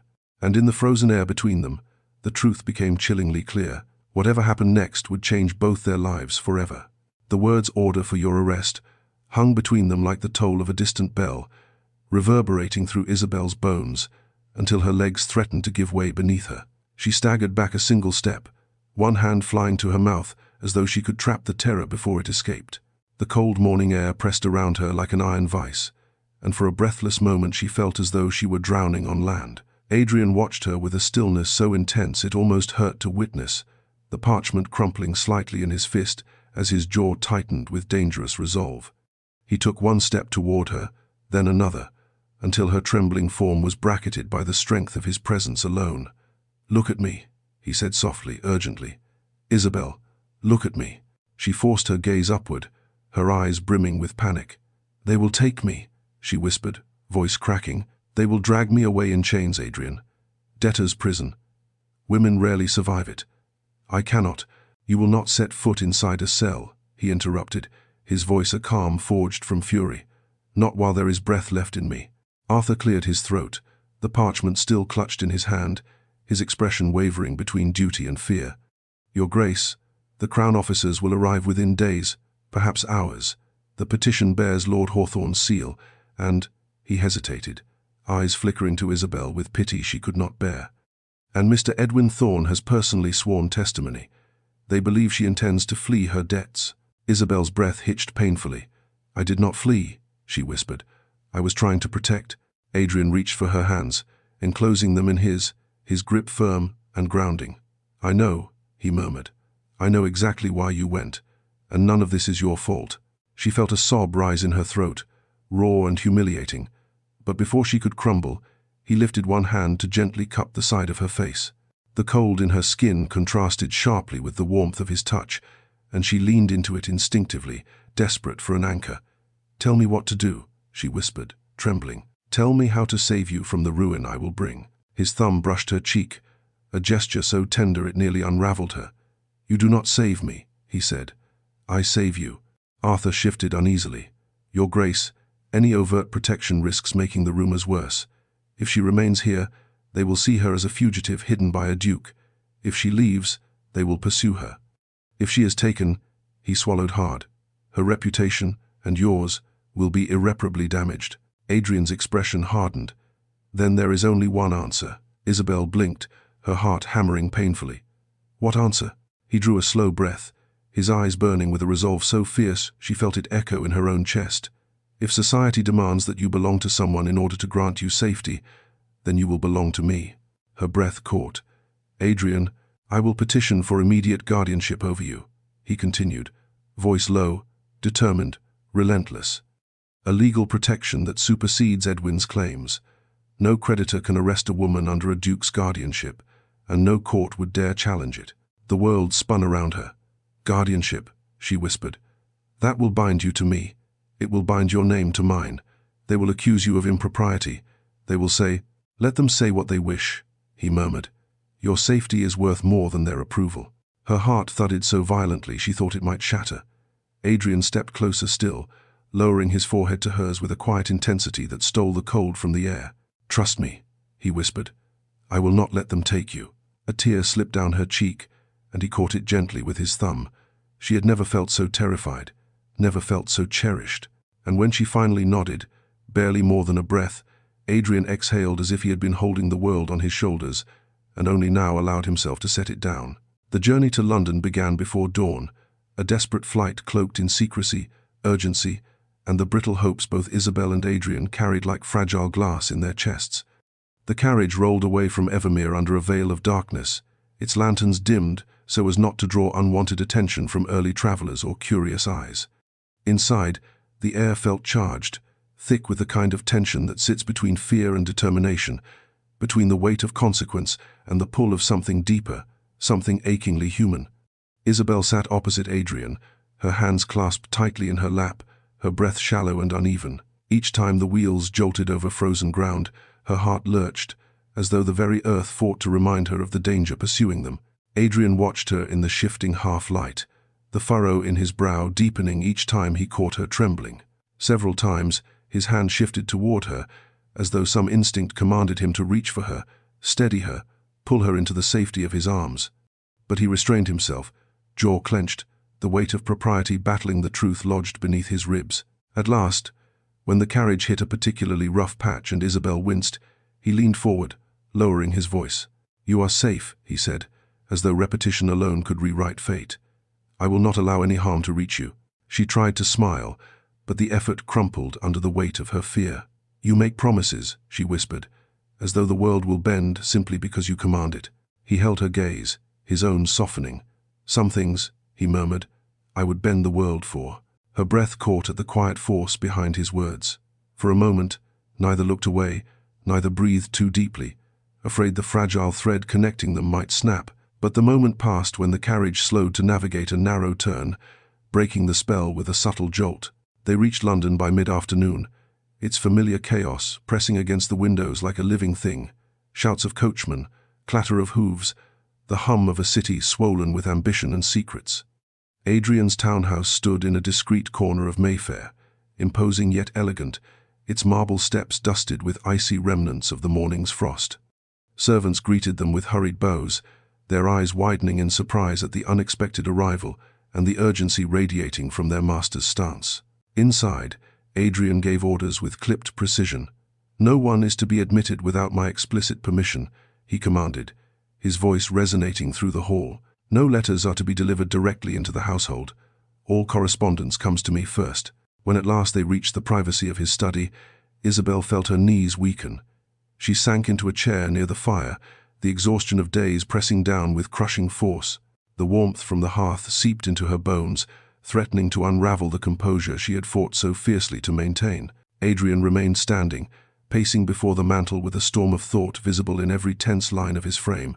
"The petition for guardianship will require signatures, witnesses, and immediate submission to the court," he said, more to himself than to her. "We must secure everything before Edwin's petition is acted upon. If an arrest order reaches the magistrates first," she flinched. "They will take me," she finished quietly. He halted, turning to her with something like anguish flickering across his face. "I will not allow that." He moved toward her then, slowly, as though afraid he might break if he hurried. Lowering himself before her, he took her hands gently in his own, his voice roughened by emotion. "You will stay here, where I can protect you," he said. "You will not face any of this alone." Her throat tightened. "Why?" she whispered. "Why are you willing to risk so much?" His answer came without hesitation, soft and devastating. "Because somewhere along the way, without my permission, you became the most important thing in my life." Isabel's breath trembled, a single tear slipping down her cheek. She had no words, only the overwhelming truth that she felt everything he felt, and feared it with the same ferocity.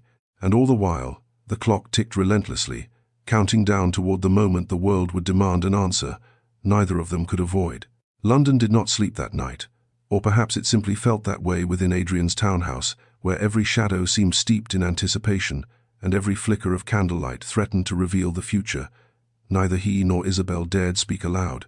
The guardianship petition needed signatures, urgent, undeniable, swiftly secured before Edwin's fabricated charges could reach the magistrates, but obtaining them required navigating a maze of legal formality, influence, and careful timing. Adrian met with his solicitor in the study deep into the night, the quiet murmur of their discussion drifting beneath the door like the hum of some approaching storm. Isabel remained in the drawing room, sitting rigidly on a settee that belonged to a life she could not imagine being part of, her hands clasped so tightly in her lap, her knuckles blanched. Each tick of the clock clawed at her nerves. Each creak of the house made her heart race. When Adrian finally appeared in the doorway, the fire behind him casting a warm halo over his shoulders, she rose instinctively. He looked exhausted, his hair slightly disheveled, his coat unbuttoned in a way she had never seen before. But beneath the fatigue, she saw something else, resolve sharpened into steel. He crossed the room without hesitation, stopping before her with a presence that steadied the air itself. "The petition will be ready for signing by morning," he said. "My solicitor will bring the necessary witnesses. Once it is submitted, your safety will be legally secured." She exhaled shakily, relief and dread tangling together. "And the scrutiny?" she asked softly. "The whispers, the accusations? This will bind your name to mine, Adrian. The world will assume the worst." He did not flinch. "Let them assume what they wish. I have lived beneath the weight of their expectations for years. I will not live beneath their chains as well." "Oh." Her breath hitched, But she shook her head. You speak as though none of this will change your life. But it will. Society will question your motives. They will accuse me of manipulation. They will accuse you of impropriety. They may even attempt to use this against you in Parliament. Adrian reached out then, his fingers brushing her cheek with a gentleness that nearly undid her. I will not let fear dictate my choices, he murmured. Not when the alternative is losing you. Something inside her cracked. Something deep, long buried, battered by years of humiliation and struggle. She felt tears rising again, unbidden, unwelcome, yet impossible to stop. I am terrified, she whispered. Terrified of what will become of you because of me. And I, he said, voice steady but trembling at the edges, am terrified of a world in which you are not in it. Silence blanketed them, heavy and raw. For a heartbeat, she wanted nothing more than to step into him, to let his certainty drown out her fear.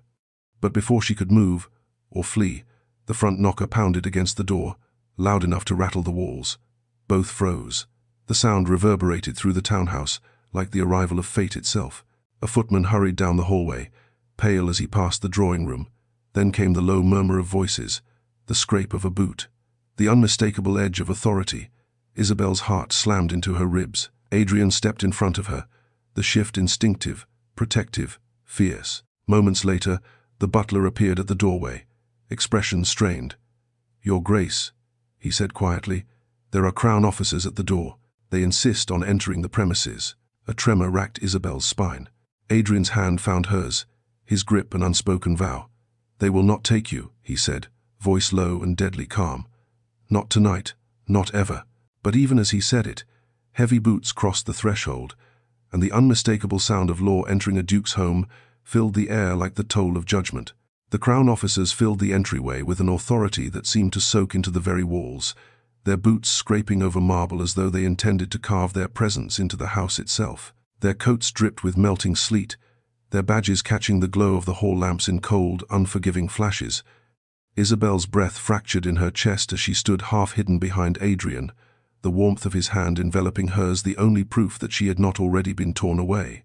The lead officer stepped forward, a tall, broad man, with a face weathered by too many winters and a gaze sharpened to suspicion. He unfolded the writ with a slow, ceremonial gravity, as though savoring the dread it invoked. Your Grace, he said, bowing with a stiffness that bordered on mockery, we come under direct order of the Crown Court. We are to apprehend Mrs. Isabel Thorne and deliver her into custody until her debts are adjudicated. Adrian did not bow, did not blink. He stepped forward with the full force of his title in every line of his posture, shielding Isabel with an authority that silenced even the crackling fireplace. No one enters this house with the intention of laying hands on Mrs. Thorne, he said, his voice low, controlled, but sharpened with steel. You will stand where you are, and state plainly the name of the magistrate who dares authorize an arrest under contested claims. The officer hesitated, thrown off balance by the Duke's unyielding composure. The petition bears the seal of Lord Hawthorne. My uncle's interference is noted, Adrian cut in, cold enough to frost the air. But the matter does not rest with him. It rests with the law. And as of this morning, Mrs. Thorne is under my petition for guardianship, a petition that supersedes any claim tied to her late husband's estate. He paused, letting the words sink in with damning clarity. Meaning you have no legal right to remove her from my protection. The hall fell silent. One officer exchanged an uneasy glance with another. Adrian's solicitor, who had been roused from another room by the commotion, hurried into the hall with the official documents in hand. The Duke speaks the truth, he declared, thrusting the parchment forward. Filed at first light, signed and witnessed, a guardianship petition bearing the authority of a peer of the realm cannot be overridden by creditors or by a disgruntled relative with political aspirations. The officers bent over the document, reading with growing discomfort. Isabel stood frozen behind Adrian, her heart pounding so violently she thought it might burst. She could barely breathe, barely think, barely understand how the man before her could stand so unwaveringly against a force that once would have crushed her without hesitation. At last, the lead officer straightened, jaw tight. Your Grace, he said reluctantly, this petition complicates matters. We cannot proceed with the arrest until the magistrate reviews it. Correct, Adrian replied, which means you will leave my home. The officer hesitated only a moment more before bowing sharply and signaling his men. They retreated, boots echoing down the corridor, until the front door shut behind them with a final, resounding thud. The silence that followed was almost unbearable. Isabel swayed, her knees weakening beneath her. Adrian turned to her instantly, catching her shoulders as though afraid she might crumble to the floor. "It is done," he murmured, his breath warm against her forehead. "They cannot touch you now." Her voice broke on a whisper. "You risked everything." He lifted her chin, his eyes burning with fervent certainty. "I would risk more." Her tears fell freely then, hot, silent, unstoppable. Adrian brushed them away with a tenderness that unraveled her completely. "You are safe," he whispered again, gathering her against him as though shielding her from the very memory of danger. For the first time since her world collapsed in the rain outside the parish, Isabel allowed herself to believe him, to believe she was protected, wanted, cherished. And as she clung to him in the flickering lamplight of his home, she understood that something irrevocable had shifted. Neither law, nor society, nor the ghosts of their pasts would ever be able to return them to who they were before this moment. The hours that followed settled over the townhouse like a strange, suspended twilight, neither peaceful nor tumultuous, but poised delicately on the cusp of change. Isabel remained in Adrian's study, wrapped in a blanket one of the servants had quietly draped around her shoulders, her heartbeat slowly settling from its frantic pace. Her body still trembled with flickering aftershocks of terror, but her mind reeled with something deeper, an awareness that her life had just pivoted on a moment that could not be undone. Adrian had defied the law, his family, and the whole rigid lattice of society's expectations, all to protect her. It was an act she had never imagined any person performing on her behalf. Adrian stood near the hearth, his posture rigid despite the fire's warmth, his gaze fixed on the flames as though searching them for answers that refused to appear. The events of the evening carved themselves into the sharp lines of his face, anger, fear, relief, and something unspoken that simmered beneath it all. When he finally turned, the exhaustion visible in his eyes softened the formidable wall he so often wore like armor. "The magistrate will review the petition by tomorrow afternoon," he said quietly. "If it is accepted, all claims against you will be nullified, and Edwin will be exposed for the fraud he is." Isabel nodded slowly. "And if it is not accepted?" His jaw clenched, a muscle twitching beneath his skin. "Then I will petition again, and if that fails, I will take the case to Parliament. I will not surrender you to their cruelty." She lowered her gaze, her hands tightening in the blanket. "You speak as though the cost does not matter." "It does matter," he replied softly, stepping closer. "But I have weighed it, and it is worth bearing." Her breath trembled. "For my sake? For both our sakes," he whispered. The quiet admission settled between them, expanding in the space like a rising tide. Isabel's pulse skipped, her chest tightening with the dangerous blend of hope and fear she had tried to deny for so long. She looked up, and the intensity in Adrian's eyes nearly unmade her. He walked toward her slowly, each step deliberate, as though approaching something fragile and sacred. When he reached her, he hesitated, his voice a bare whisper. "Isabel, after the officers left when I thought you might faint, something inside me." He stopped, searching for words he was unused to offering. "I cannot pretend any longer that this is only guardianship, or duty, or protection." Her heart raced. "Adrian," he sank to one knee before her, not in some formal gesture, but in something rawer, more human. Taking her trembling hands in his, he lifted them gently. "I need you to hear this," he said, a tremor beneath the steady grace of his voice. "I have spent years believing my heart was buried with the past, that nothing could reach it again. But you walked into Evermere and brought it back to life."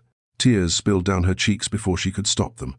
Adrian brushed them away with his thumb, his touch reverent, almost worshipful. "I love you," he said, the words escaping him like a vow. "I love you in a way I never thought possible again, and I do not care what the world demands or what my title expects. I cannot lose you." Her breath broke on a sob. "You cannot say such things," she whispered, though her hands clung to his, as if her life depended on it. "You cannot love me. They will destroy you for it." He shook his head slowly. "They will try," he said, "but I will not let them." "Isn't." She bowed her head, unable to hide the trembling of her shoulders. He cupped her face gently, coaxing her to meet his gaze. "Tell me, Isabel," he murmured, voice thick with emotion, "do you feel nothing for me?" She blinked, the truth scorching her. "I feel everything," she whispered, "and that terrifies me." A breath of unsteady relief escaped him, and he leaned forward, resting his forehead against hers. "Then let us be terrified together," he murmured. "We will face whatever comes, side by side." And for the first time since she had lost everything, Isabel felt the faint but unmistakable stirrings of a future she dared to imagine. The next day arrived with a hush that felt almost reverential, as though London itself understood that something fragile and irrevocable was about to unfold. Sunlight filtered through the frost-kissed windows of Adrian's townhouse, casting soft gold across the drawing room where Isabel sat waiting, her hands folded tightly in her lap. She had barely slept. Every hour of the night had unfurled like a question with no clear answer, her thoughts a chaotic blend of fear and yearning, dread and hope, the future a blur she could not bring herself to look at directly. Across the room, Adrian stood by the window, in a stillness that belied the tempest within him, his gaze fixed on the street below, as though sheer will alone could control the outcome of what the magistrate would decide. A knock at the door broke the fragile silence. Adrian's solicitor entered, breathless from the cold, a sealed document in hand. Isabel's heart seized, and she gripped the edge of her chair as though anchoring herself against a great wave. The solicitor hesitated, glancing at her briefly before turning to Adrian. "Your Grace," he said, his voice steady but solemn, "the magistrate has reviewed your petition." The world seemed to narrow to a single point of stillness as the solicitor extended the folded parchment. Adrian accepted it with a controlled tremor in his fingers. He broke the seal, unfolding the document, with the precision of a man bracing for impact, for triumph or devastation. Isabel held her breath, her heart suspended like fragile glass. Then Adrian exhaled, a sound not of defeat, but of release, relief, victory. He lifted his gaze to her, his eyes shining with something fierce and bright. "It is approved," he said softly. "The guardianship is granted. No court may lay claim to you again." The room swayed, her vision blurring with tears that rushed upward before she could catch them. She rose, unsteady, her hand pressed to her mouth as a sob escaped her, the sound of a woman freed from a fear older and darker than winter itself. Adrian closed the distance between them in an instant, his arms enveloping her in a hold that felt like shelter and promise and home. She clung to him, shaking, her tears soaking into his coat as the enormity of her reprieve washed over her. "You are safe now," he murmured into her hair. "Truly safe." She pulled back just enough to see his face, to trace with trembling fingertips the man who had fought the world, his family, the law, society itself, to stand between her and ruin. "You saved my life," she whispered. "And not just now, every day since Evermere." His expression softened into something so tender it made her breath falter. "No," he murmured. "You saved mine." Their foreheads touched, a quiet communion, a vow sealed without words. The sun warmed the room, and for the first time in years, Isabel felt the future uncoil before her, not as a threat but as a promise. In the days that followed, London's whispers would continue. Society would raise its brows and speculate. But within the walls of Adrian's townhouse, and later, back at Evermere, none of it mattered. He refused to distance himself. She refused to disappear. They walked side by side, no longer tethered by fear but bound by something deeper, something carved from trust and sacrifice and the undeniable pull of hearts rediscovered. And on a quiet evening weeks later, as winter began to loosen its icy grip and the first hints of spring brushed the air, Adrian asked her, not with ceremony but with sincerity, to stay by his side not as his ward, but as his wife. She said yes with tears that tasted of relief, joy, and the quiet triumph of a woman who had finally, miraculously, found where she belonged. Not the penniless widow cast aside by society, not the woman running from the shadow of her past, but Isabel, beloved of a duke who had buried his heart, until she taught him how to feel it beat again.